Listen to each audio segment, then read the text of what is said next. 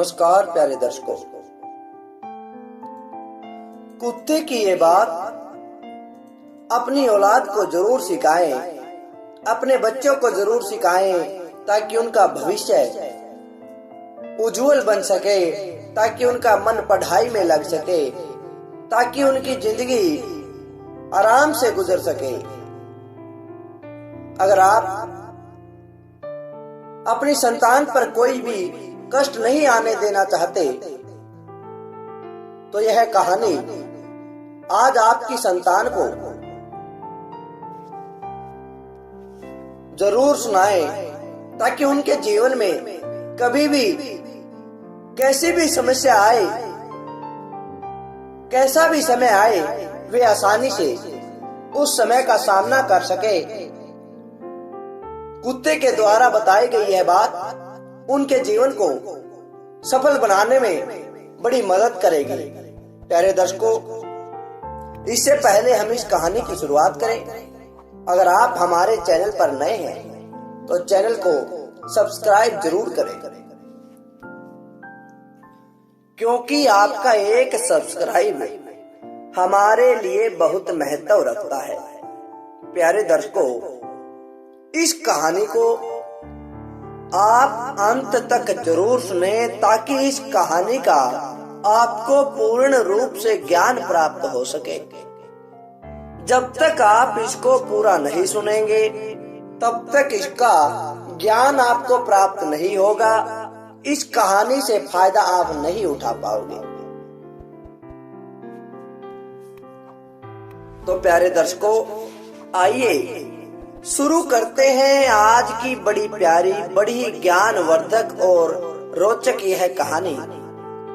एक बार की बात है, किसी नगर में एक व्यक्ति रहता था। उसका एक बेटा भी था।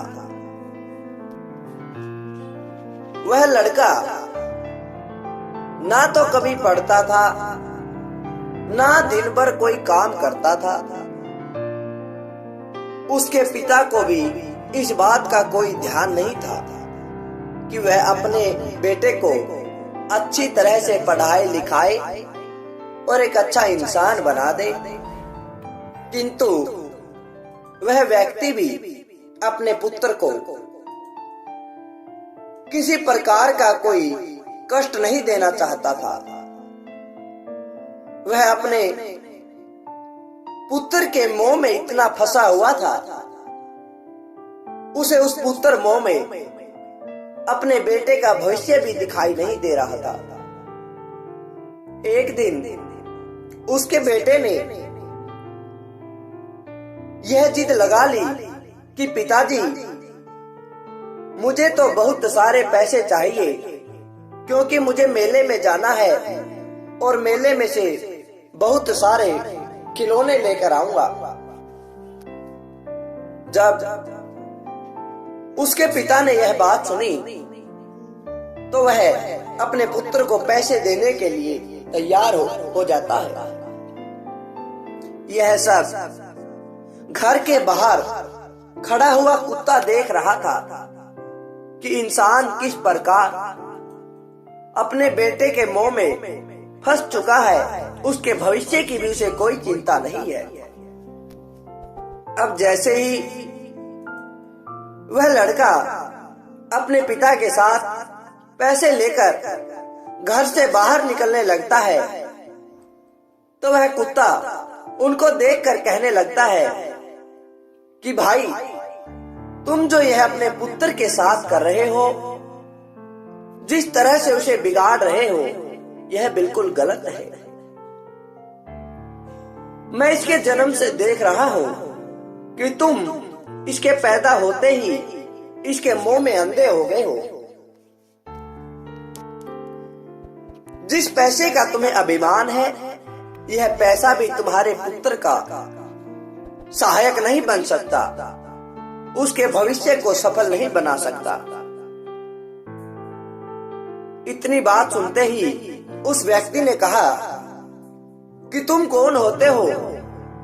तुम्हें क्या पता कि मेरे पास कितना पैसा है? इतने पैसे से अगर यह पूरी जिंदगी बैठकर भी खाए तो इसको कुछ काम करने की जरूरत नहीं है, तो भी इसे किसी प्रकार की कोई चिंता नहीं होगी। इतनी बात सुनते कुत्ते ने कहा कि भाई, मैं तुम्हें आज एक ऐसी कथा सुनाता हूँ। उसको सुनने के बाद शायद तुम्हें पता लग जाए कि तुम्हारे बच्चे का असली भविष्य किसमें है। एक बार की बात है, किसी नगर में कोई राजा रहता था। उस राजा को शिकार करना बहुत पसंद था। एक दिन वह राजा अपने मंत्रियों के साथ, अपने सैनिकों के साथ जंगल में शिकार करने चला जाता है। अब वह दिन भर शिकार करता है। शाम के समय जब वह वापस आने लगता है तो रास्ते में एक शेर उनके सामने आ जाता है और शेर को देखते ही जो भी मंत्री थे, जो भी सैनिक थे, वहां से भाग जाते हैं। अब राजा भी अपनी जान बचाने के लिए वहां से भागने लगता है, किंतु वह शेर से तो बच जाता है, किंतु जंगल में भटक जाता है। अब रात भी हो गई। राजा को समझ में नहीं आया कि इस गहरे जंगल में वह अब जाए तो कहां जाएगा। पूरी रात फिरता हुआ, पूरी रात उस जंगल में भटकता हुआ वह राजा भूख प्यास से व्याकुल होकर अगली सुबह जंगल के उस पार किसी गांव में जा पहुंचता है। प्यारे दर्शकों, जब राजा उस गांव में पहुंचा तो वह देखता है कि किसी स्थान पर 3 बच्चे खेल रहे थे। अब राजा उनसे जाकर कहता है कि बेटा, मैं बहुत भूखा हूँ, बहुत प्यास लगी है। अगर तुम मुझे कुछ खाने और पीने को दो तो तुम्हारा यह एहसान मैं कभी नहीं भूल पाऊंगा। अब जब उन तीनों लड़कों ने वो बात सुनी तो वे अपने अपने घर जाकर राजा के लिए ढेर सारा खाना और पीने के लिए दूध लस्सी ले आते हैं। अब राजा ने भरपेट खाना भी खा लिया और प्यास भी मिटा ली। अब राजा उन बच्चों से कहता है कि बेटा, मैं दूसरे राज्य का राजा हूँ और रात को जंगल में भटकने के कारण, खो जाने के कारण मैं यहाँ पर आ गया। तुम जो भी चाहते हो तुम मुझसे मांग लो, मैं तुम्हें वही दे दूंगा। पहले लड़के ने कहा कि राजन, मुझे तो ढेर सारा धन चाहिए जिससे मैं पूरी जिंदगी आराम से गुजार सकूं। फिर दूसरे लड़के ने कहा कि राजन, मुझे तो घोड़ा गाड़ी और एक बहुत आलीशान महल चाहिए।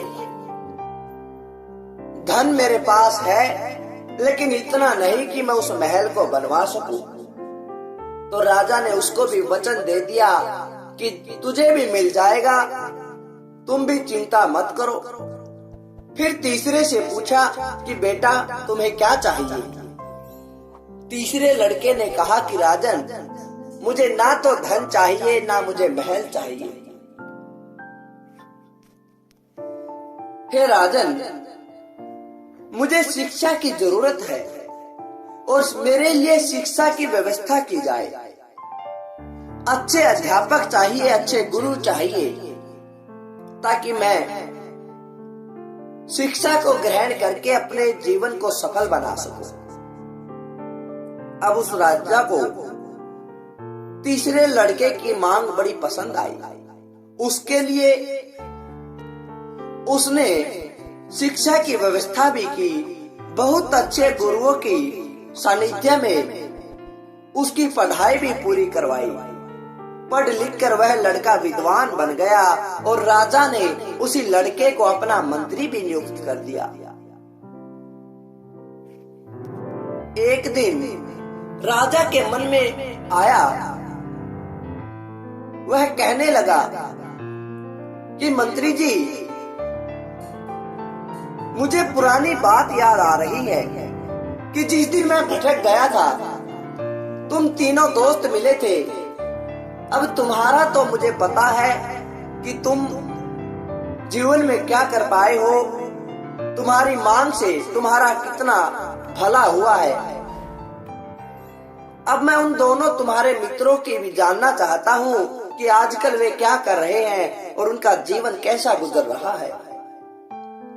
तुम आज शाम अपने दोनों दोस्तों को शाम के भोजन के लिए यहाँ बुलाओ। तो उस मंत्री ने अपने दोनों दोस्तों को शाम के भोजन के लिए राजमहल में उन्हें बुला लिया। अब चारों बैठकर खाना खाने लगे थे।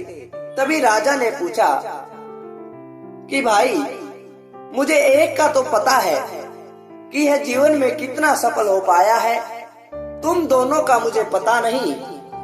तुम मुझे बताओ कि तुम्हारी मांग से तुम्हारा कितना भला हुआ।